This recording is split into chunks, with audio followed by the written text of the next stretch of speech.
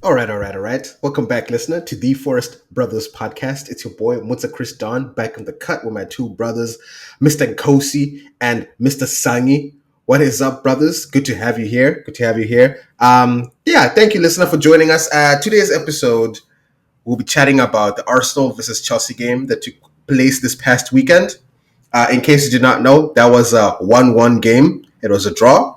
But a lot of moments in the games where, we felt like, wow, okay, two juggernauts going at it.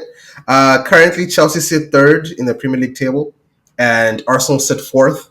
So yeah, these two teams are really they are fighting it out because you never know who's going to end up in the top four between the two of them. So it's really important for them to win each game. Anyway, we wanted to just talk about the game briefly, and fortunately for you, listener, Mr. Nkosi is a Chelsea fan. Mr. Sampson is an Arsenal fan. So I know they have a lot of insights on how they feel like both their teams did and if they feel like it was a fair result. So I'll start with the boy Samson. Sange, as you're watching that Arsenal Chelsea game, what were your general impressions of the game? Were you expecting to have won? Because to be honest, as I was watching that game, Chelsea were looking really open in that midfield. To be honest, a lot of the Arsenal attacks I felt like could have resulted in a goal. It's just that you guys are not clinical in the final third. But I'm sure you have more analysis on that. So yeah, I'll hand over to you, Samson, to hear your overall impressions of the game with Chelsea. Yeah, I thought it was say it kind of didn't live up to the hype. Let me start there. It's almost I'd compare it almost to the Chelsea United game in some ways. Um, Although I will say that one, you know, didn't live up to the hype, but Man United is Man United. I expected us to really dominate the game against Chelsea and actually score, one or two goals, given Chelsea's inexperience, the inconsistency from their defenders. You saw the goalkeeper Sanchez again. So from that perspective, it is very disappointing that we only came away with the draw. Um, and yeah, I thought we could have done more. That being said, just watching us play, I think we only really did deserve one goal. I don't think we did enough to earn a second. I know at the very end, like the last kick of the game, we had a cross that went right across the box, and Trossard and Havertz tried to go for it. That would have been nice, but moments like that, we didn't have enough of. Like that move, like it was, I think Saliba made the cross, which if you think about it, is just nuts. Saliba, our right-sided center back, was on the left wing crossing it in. Like, what's going on, And I think that's just my problem. Like we didn't have. It felt like we didn't have enough energy and enough urgency to just attack that game and put it away. Because even at 1-0 up, we were kind of just like, we're fine with this. We're okay with 1-0. We'll hang on. We'll pass it around. But then I'm going to talk more about him. But Havertz, he falls asleep. Pedro gets the ball. It's a very good goal. I have to give him credit. But really, we just fell asleep at the wheel, really. And Chelsea, I salute Pedro Neto. I'll salute Moses Caicedo. Those two played a really good game, but overall, it's a missed opportunity for Arsenal. What were your thoughts, Mangor? When I look at that game from a tactical perspective from both sides, I saw very interesting patterns. I saw Chelsea start to instill some of their patterns of play that they've been working on, they've used this season with some slight alterations, which I'll talk about briefly. And then I'll just go to Arsenal real quick. So Arsenal decided to uh, cut off the middle, so we couldn't break through what I call the pockets. So, listener, the pocket is the space between the center back and the fullback. That's the space where like some of the Chelsea number 10s and the attackers like to operate. So Arsenal decided to close that space. So we had to go around them. So we had to do a lot of crosses, which I'm not a fan of because Nicholas Jackson, I think, ever since he's been at Chelsea, scored one-headed goal. So there was something wrong there. And when I look at Arsenal from, say, an attacking perspective, they were utilizing Saka and Martinelli on the wing play a lot in terms of like getting to the byline, one, to get a cross. I mean, to get a corner because that's their favorite thing. They love crosses there. I don't know what it is, but they love crosses at Arsenal. And secondly, it was like those cut-in crosses because each winger was inverted. I believe the Arsenal goal actually was Odegaard. Arsenal's goal came from an inverted cross where Odegaard, who's left-footed, crossed from the right-hand side, and it was an in-swinger towards the Chelsea back post where Malo Gusto tucked in to go help out and mark Saka and Havertz, and then but there was Martinelli behind him. So Anoni Madaweka, you can see in the replays, he was jogging. He fell asleep at that moment. I don't know why, but he did. He kept up with him the entire game, but that one lapse in concentration cost us a goal.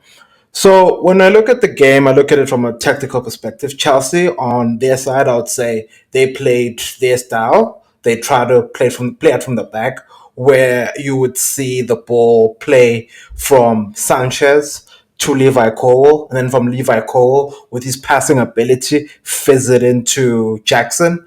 And then Jackson, instead of flicking it around the corner to Cole Palmer, who was playing in the 10, he was now trying to run with it. And I was like, you tried it against United, it didn't work. Now all of a sudden you're gonna try it again. It's not gonna work, and it just did not work. And the wingers, they were in and out of the game. Madueka was out of the game the whole game, but that's besides the point. But Neto was on fire, and as Samson said, he was making, and I'll repeat it again, he was making a Ben White dance. He was there doing his best ballerina impressions there. So when I look at that game, there were just so many components where I saw Chelsea, the positives of what Maresca has brought this season, and also some negatives. I think this Malo Gusto inverting is inhibiting. Now, when I've watched it from a tactical viewpoint, Malo Gusto inverting is inhibiting Cole Palmer's creativity because when Malo Gusto inverts into the midfield, so he steps in from right back to midfield, Cole Palmer gets shifted out to the left. And so people start saying, oh, Cole Palmer was null and void because he's now on the left. And on the left, like it's already crowded because Kukurea is moving up, Pedro Neto is there, sometimes Mudrik is there. But when he's on the right, he is able to operate because think about it, an inverted number 10 playing on the right hand side can see the whole field when he's attacking. He can see the entire play. But whereas on the left, he can only see it from one angle, and the only angle is I need to cross it. And Jackson is not hitting anything. So it's just a lot of things that happened in that game that I would say we saw positives and we also saw negatives. I don't know, Mutsa, what did you see from a neutral's perspective? I hope you are not hate watching. Of course, I was hate watching. Of course, of course. Honestly, I didn't even know who I wanted to win that game. Well, obviously, I didn't want Arsenal to win it. So, to be honest, this was a perfect result. 1-1 was fine with me. Honestly, if Chelsea won it, I wouldn't have been mad either. So, yeah, from a neutral perspective, I was just watching. I was just watching. But I will say, because a lot of people did say that Cole Palmer was not active. Like, we didn't see the Cole Palmer of old. He wasn't doing what we usually see him do. And a lot of that maybe goes to the fact that he was injured previously. And maybe with the inverted thing you're talking about with Gusto, like maybe that was Maresca's way of protecting Palmer a little bit to say, okay, let's invert. And maybe Palmer doesn't have to do too much work and again put himself in line of danger. So maybe that's the reasonings that went into that. But talking about players that carried injuries, Arsenal actually does the same thing, but it seems worse over there. I don't know what kind of camp Arteta is running, but that brother, I don't know if he really cares about player welfare. So because as you may have heard, Rice was playing with a broken toe. We saw Havertz bleeding his head out in the, I don't even know, the 80th, 70th minute. This is the injury that he had from last game. Kukurea even had to pull the ref and be like, hey, yo, look at that man's head. He's bleeding. And that's how the ref was able to, like, because Havertz was trying to hide his head. It was just, I'm not, hey, he didn't want it known that he was bleeding. And even when the ref was like, my boy, go get bandaged up, he was refusing. He was not happy about it. He wanted to keep going. And we were like, okay. So I know that Samson, you might have some thoughts on that. We also saw the boy Saka wobble off around the last 10ish minutes. He walked off the pitch or subbed off, and yeah, I mean, I'm sure the international break is coming at a good time for you guys because now you can kind of address some of these injuries. I also know that Rice is not going and Saka not going to they're not going to play international football. So I know that they're going to get the rest and the care that they need, and hopefully they're back in action, full health. Also, Odegaard played a full game. First, because I know last week he played midweek, but only for like 10 minutes, and then Arteta played him the entire game. Against Chelsea, a very physical game. Colwell was not taking any prisoners. He was trying to chop whoever he can chop down. So anyway, Samson, what do you think about Arteta's philosophy when it comes to taking care of his players? Because from what I can see, does not look like the boy gives a single toss. So anyway, maybe you have a different perspective on that. Yeah, it's the one aspect of Arteta that I've actually disliked from day one. Not utilizing your whole squad. And I understand, as a coach, you come into a dressing room, or even like, forget when you come in the first time. A new season starts, you go to training camp, play first few games, you have a preferred lineup. I understand that. But each team is allowed to register 25 players. It's 25, okay? Chelsea, I think they thought it was 45, but it's actually 25. So typically it's what? Three goalkeepers, like eight defenders, eight midfielders, and the rest are forwards. Like if you don't use your squad, we're gonna play close to like 50 games this year. Maybe more if we go for the Champions League, FA Cup, all these cups. We're still in the EFL Cup as we speak. If you don't use your players, they're going to get injured. That I can tell you. Like, I'm not a doctor. I've never done physiotherapy in my life, but I can tell you right now, if you let your players play 50 games a year after year, you're gonna shorten their careers, and you're gonna just deny yourself trophies because guess what? May is gonna come around. Maybe you're in three finals. Your three best players aren't there.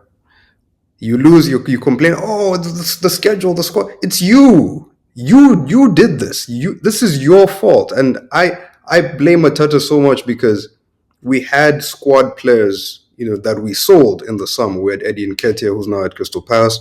We had Emil Smith Rowe, who's actually doing very well at Fulham, and a few others. Reece Nelson. And these are not bad players, but in Arteta's mind, they're not Saka, they're not Odegaard, so I'm not going to play them.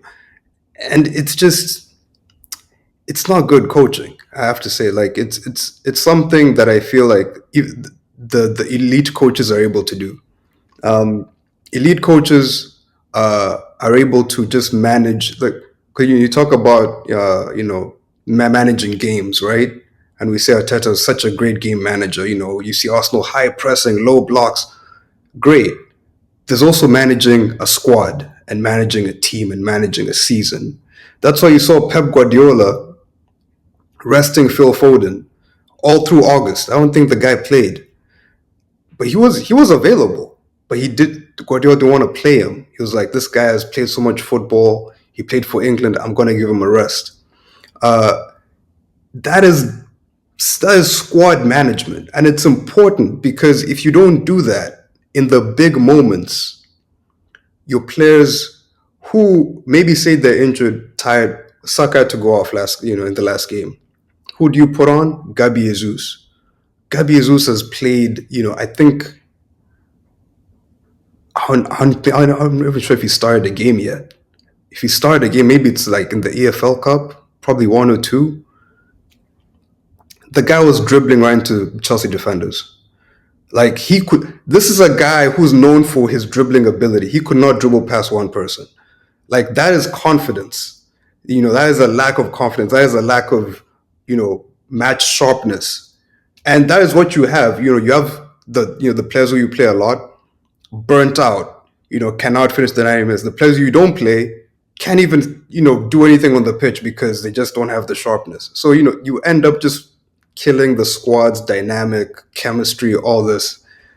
So yeah, I think it's um, one of his worst traits for sure, and I think it's something he really needs to work on if he's ever going to be that elite level coach that we all think he can be one day. But yeah. Now that makes a lot of sense. Yeah, I also found that. I also think that that is something that I was like, Arteta, man, come on. These guys, I remember Lewis Nelson last season was the reason you guys won against Bournemouth. Like he came on and it was fire. As you said, Emil Smith Rowe, he's cooking at Fulham right now. Why did you sell him if you're suffering on squad depth? Like keep those brothers, man. Also, yeah, it doesn't make too much sense. But Magoro, looking at Chelsea and the fact that they are third right now, and right now actually you are 4 points behind Man City, and you are 9 points behind Liverpool. Looking at your schedule, actually, you have a pretty decent run of games. Chelsea probably has in the top four the best run of games right now until the beginning of the year next year.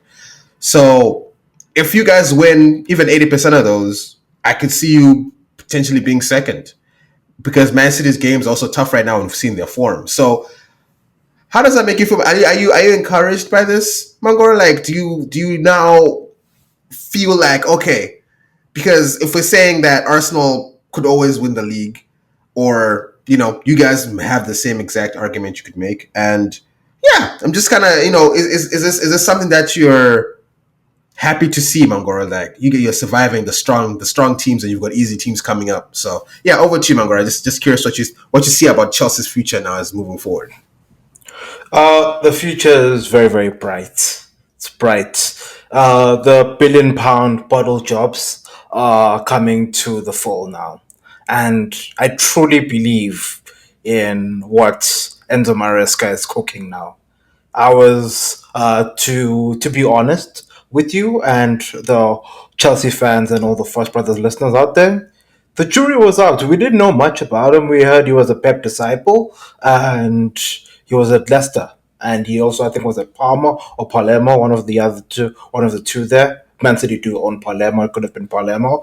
So it was very interesting to see. But I believe when you look at the table, what Maresca has brought, which I think will take us forward from the work that Pochettino did. I was never a big fan of him, even when he got sacked. Like, I was more than okay with it. But he did instill some good foundations that we're building off of now. I do want to give him credit for that. Even though I was not his fan, he's given us something good.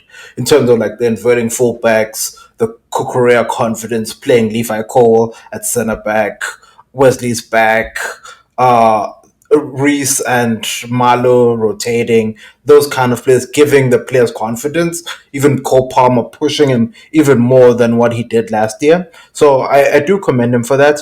In terms of looking at the league and where we're at and the games that we have, I believe that and where we are, I believe that place we're ahead of schedule. I think Maresca also mentioned that in terms of where he sees the team and where he thought we would be at this point. I think he was probably looking at like fifth, but to be third in November at this international break and having played all these big games in the last couple of weeks, I think the only game we lost was what?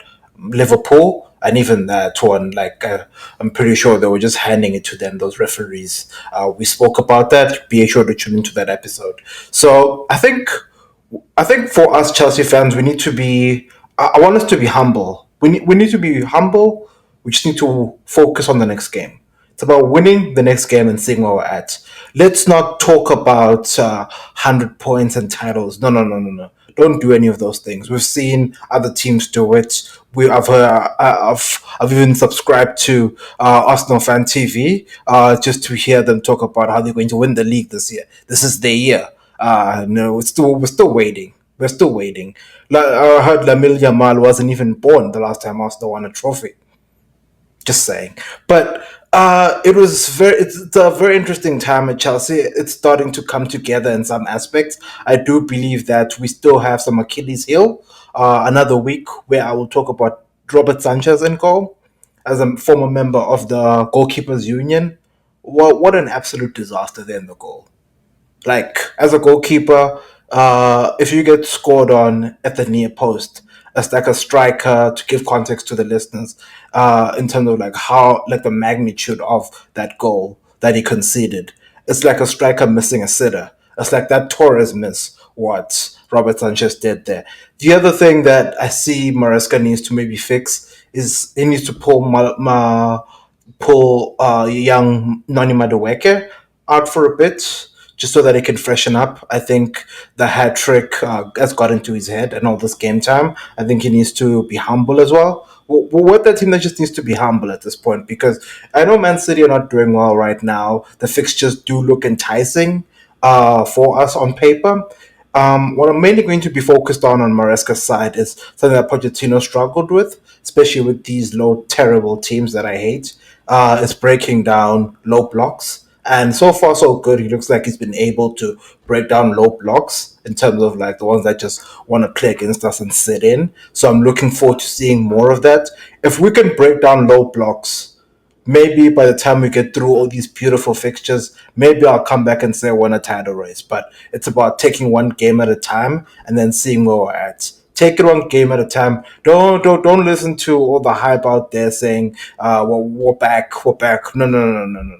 Humble, one game at a time. As and I think we need to approach it the same way that Leicester did back in 2016. Team 40. We get to 40 points. Once we get to 40 points, we move up. We think of, we want to get to 40 points. We think of 60 points.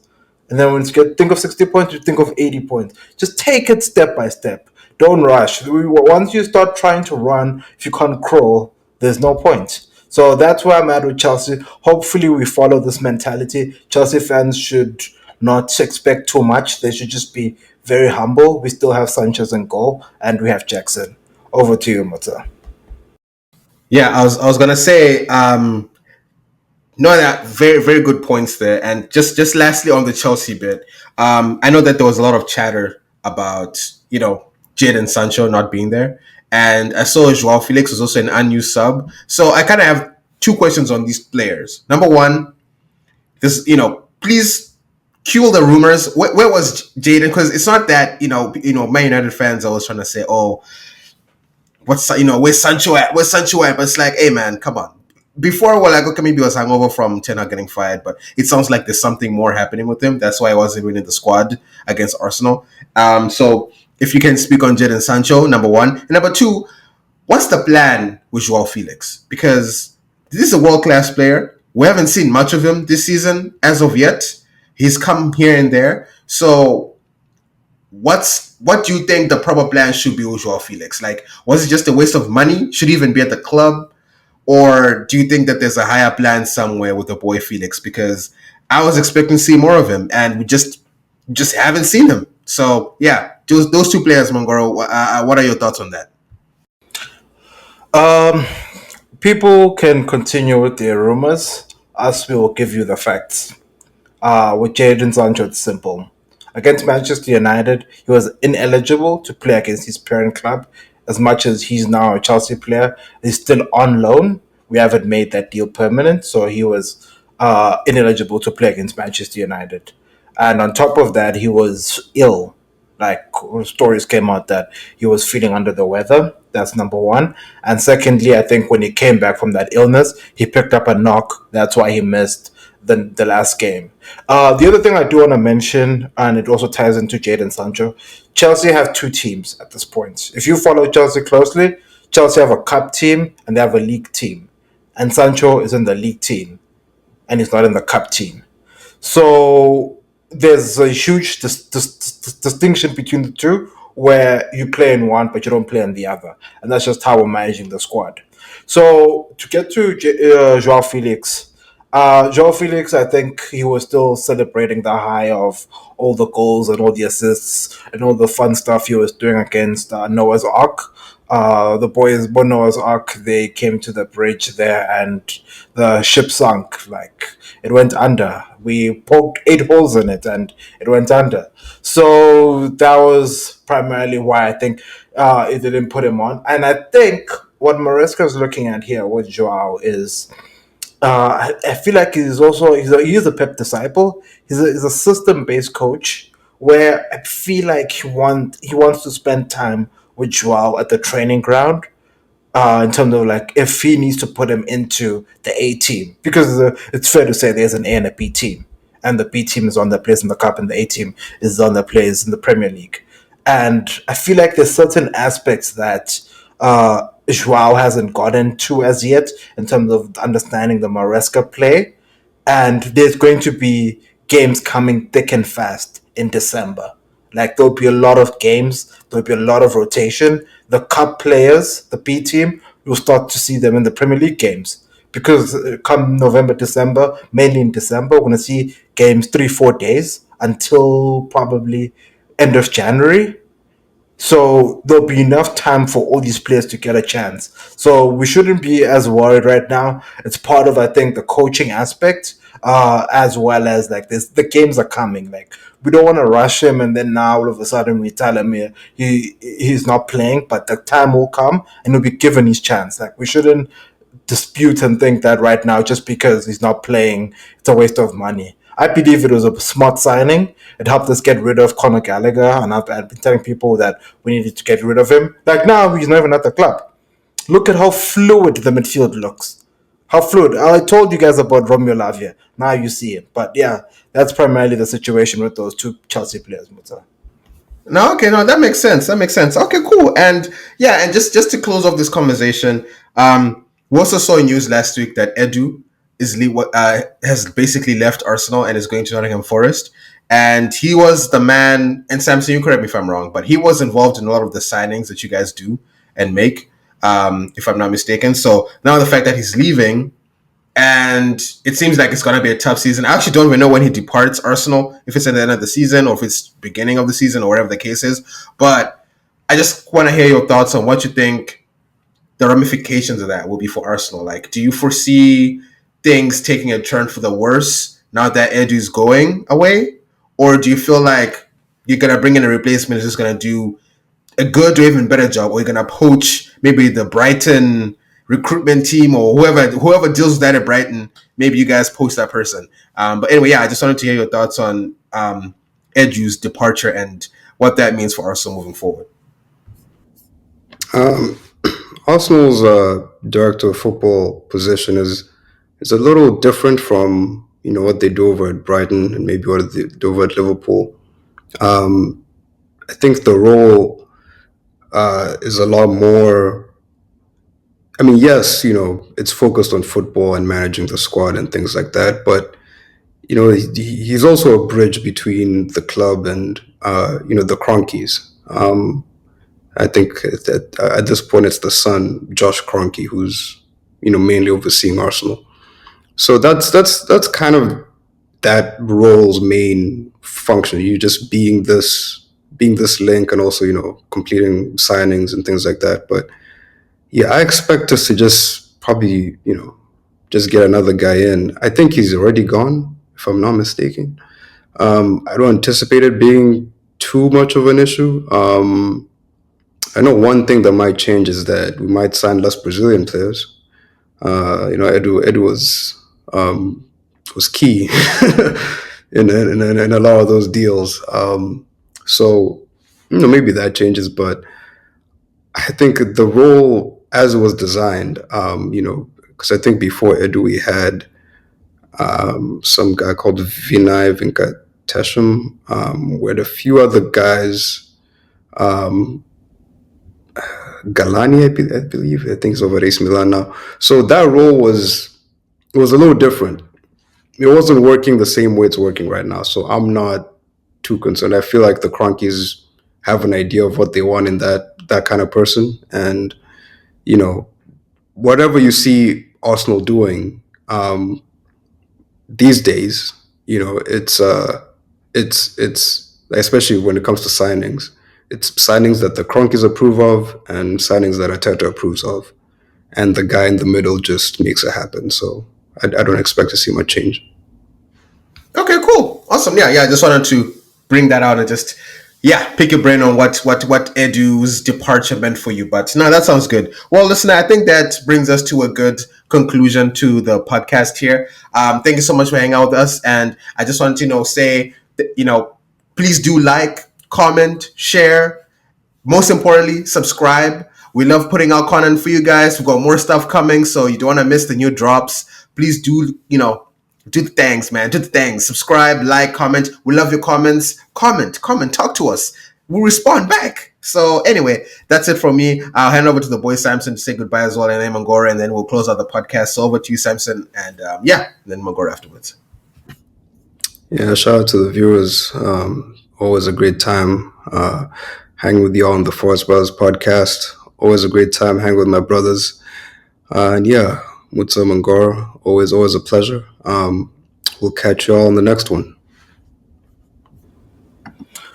Lovely listeners of the Forest Brothers podcast, thanks for tuning in. As Muta mentioned, you be sure to do the right things, like, comment, subscribe. More content is coming. Into the new year, it's going to be a banger at the Forest Brothers podcast. To my Chelsea supporters, let's not get too excited. I know we can get excited. Let's just be calm and just take it as it goes. And yeah, to all the other teams that are not Chelsea, hopefully you guys have a terrible second half of the season, the rest of the season, and maybe we can sneak up and win the Premier League title. Thank you, and enjoy the rest of your week. Nah, that sounds good, boys. Thank you so much, Mangora. Thank you, Sangi. And listener, with that, we'll catch you on the next one. Peace out.